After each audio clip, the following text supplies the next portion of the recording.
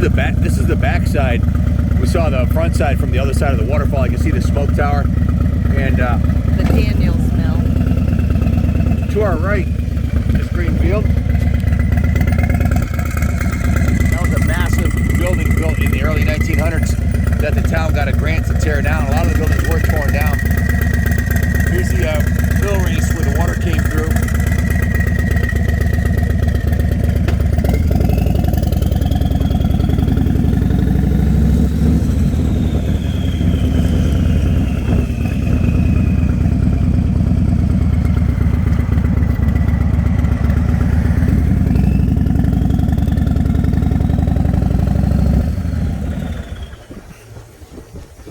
Idle through town here.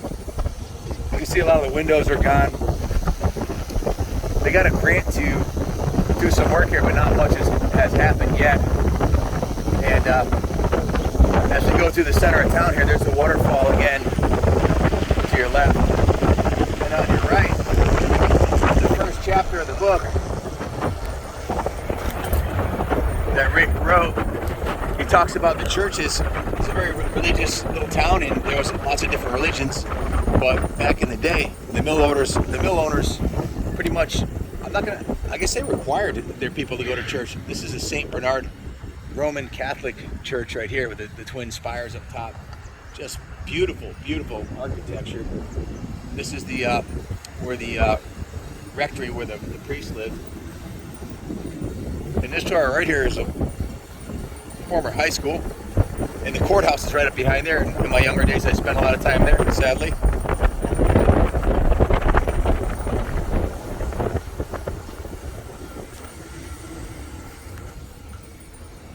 And this here is a Civil War museum, is in this building to the right. This is a tax collector's office, town hall annex, and this big building right here, this is actually the town hall. Look at this building.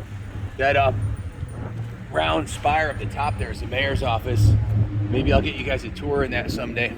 It's pretty cool. The mayor's super cool. He's giving Junior and I tours of the place. The basement of the place has a fallout shelter for nuclear war.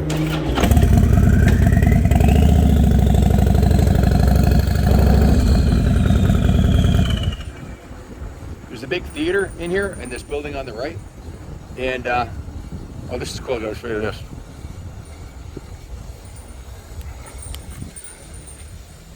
The Rockville Community Alliance. This is about the Rockville Volunteer Services group.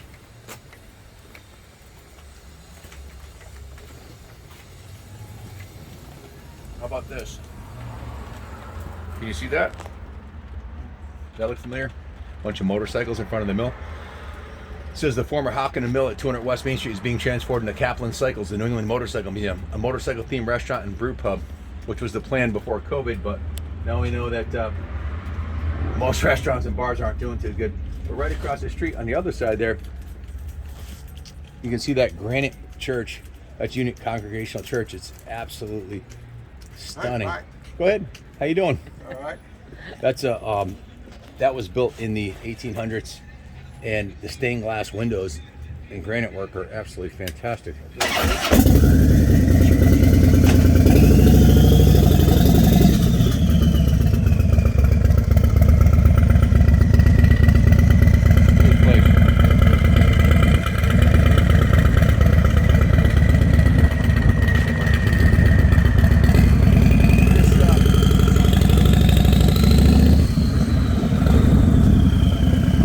Building to our left here was actually owned by the Maxwell family. They owned the mills, and they donated their homestead to the town, and the town turned it into a hospital. And actually, I've had surgery in there multiple times. I was born there. Chrissy was born there. Amber was born there. Yep. Generations of our families came to this hospital.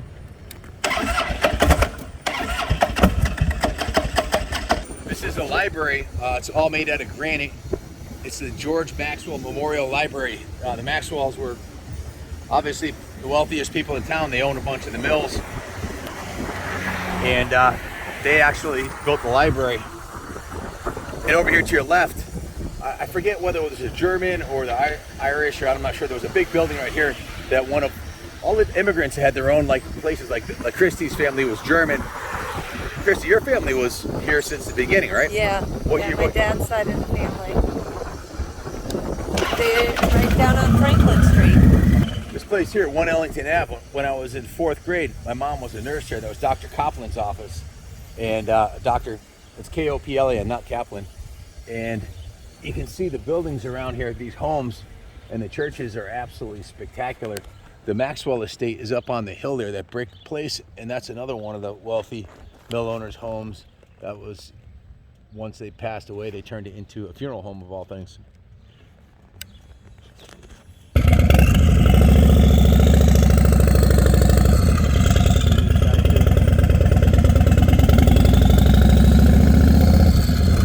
Guys, to your right, these are some of the wealthier people in town. Obviously had these mini mansions, and they're right over the park. This is to your left. This is called Central Park, and in the park they would have town events. People would meet here. In the book you'll hear about people meeting here. These are some more of the wealthier homes here, probably mill managers or mill owners. There were 13 mill owners, so a lot of their family would be wealthy. And you can see their beautiful architecture across from the park.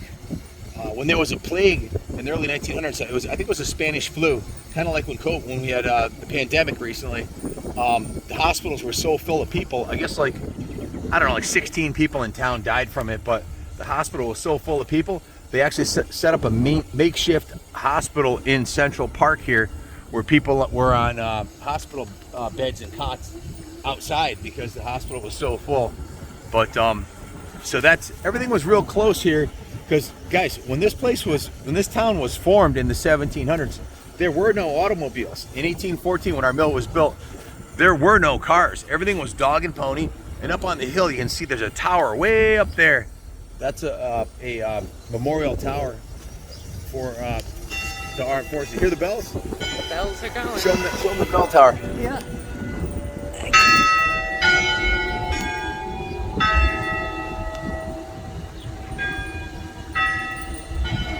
How cool is that?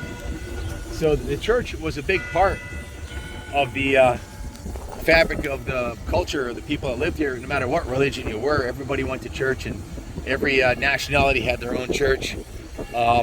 That's still sort of the case today, not as much as before. There were 13 mills, there were 13 churches, or at least, maybe more, and probably 50 bars, because, well, that's what people did back then, especially the mill workers. There was a lot of drinking. These buildings to the right here were the tenements. The mill industry kind of collapsed in the 50s and went out of business. They went out of business completely in the 50s. Shut up my phone, bro. So anyway, these were the tenements that the mill workers, the mill's on the left side of the road, they lived on the right side and up this hill here. And literally hundreds of people would work in each of these. This was really the Industrial Revolution, when we went from farming to factories. A lot of immigrants, because there was so much opportunity for employment. People were immigrating from all over the world, coming from Poland, like my grandmother, or from Russia, like my grandfather. My mom on the mom's side, she was redheaded Irish. So they came. My mom's dad was an immigrant from Ireland, and my mom's mother was an immigrant from England. She was English, so very much a melting pot in the four corners of the world, for sure. And you can see we're rolling downhill because everything rolls down to the river, and that's really the heartbeat of this little city. This is a beautiful home to the right here. Unfortunately, it's not being kept up, but one of the mill owners, to me it looks like the White House, it's just beautiful. And this is our property here. We own this, and we bought both sides of the street, all 11 acres, and that's what we call the Bixby house. Now, the big name Bixby came from Mr. Bixby. He was the guy who ran the mill from when he was 18 years old until when he retired. I guess he was probably in his 60s, but the mill went out of business in 1954. The mill owner, of course, he converted it to the New England Motorcycle Museum, but the mill owner actually gave the home to him and his wife and his wife lived there until she went into hospice care, and she donated it to the Historical Society. The Historical Society couldn't maintain it, so we purchased it at auction through the Historic Society. And as you can see, right across the street, this is the river. This is the Hockenham River. This was the lifeblood of this town. We own actually own to the other side of the river. I own the water rights to this river. I'm hoping that someday we can harness the power of the river again for electricity, which is something, it's on my to-do list. I'm working on it. So, but look at the size of this building. Our mill it's one of the largest remaining. It is the only remaining all-wood mill in Rockville. All the other ones burned to the ground or were dismantled, and it cost me probably 4 times what it's worth to restore it. Absolutely a labor of love, no doubt about that, but a source of great pain and frustration, which is going to be brought out in the book that Rick Pakakonis wrote about the place. But what you see here, you only see, that's building number 2 over there. The white building over there was the mill manager's office, and that's in the story. That's building number 2, the brick building, and the big white building's building number 3. Our bike shop is in building number 4, and the building on the brick building, you see the top of it behind the building peeking above, that's building number 5. Attached to that is building number 6, which is a smokestack building, and then that's building number 7 down there, and the detail shop's in number 8, and behind that are buildings 9 and 10, which we'll take a ride through. I'll show you those.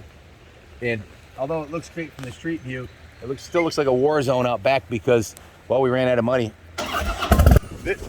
Every once in a while in life, you'll have one of those moments when your life changes forever, and standing right here on this very ground, 3, 2, 1, right here, when I walked through here about 13 years ago and saw these buildings, I was like, wow, look at the potential of this place. What an unused, look at the potential. So that's building 10 and 11 right there. Building 12 was on the ground when we got here, and building 4 West was on the ground. So the town, the economic development coordinator and the building official wanted us to take care of the buildings that fell down, so that's the first thing we did. But look at the size of that smoke tower. There's a hawk up on top of it right now, or it might be an owl. Can you zoom in on him? That might be... That's a hawk. No. Is that an eagle? I think that's an eagle. I'll be a son of a gun if it is. Can you zoom in on him? I'm working on it. Pretty bird. That is a big bird. Yeah, I think that might be. Might be an eagle. That whistle, my grandmother used to whistle like that, and she had pet pigeons, and literally hundreds of pigeons would come flying. But what he's doing is he's looking for his next meal. And there's been a lot less pigeons here. This place was overtaken by pigeons until we got here, and a couple of hawks followed us here, I think. But that's either a massive red-tailed hawk or an eagle. Can you zoom in on him? I've zoomed in as far as it'll go. Can you see him? But I don't know if it's gonna. It's absolutely a bird of prey, no doubt about it. So this is the back side of the buildings, and hold on. I gotta zoom out. I feel like I'm gonna fall over because I'm leaning back so far. You can't fall over. There's a backrest. Okay.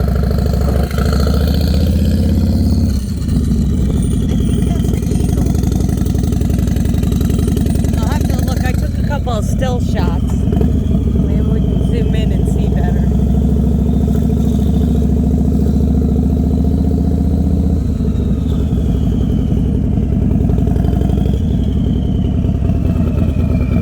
Put more of it right here. Here we are.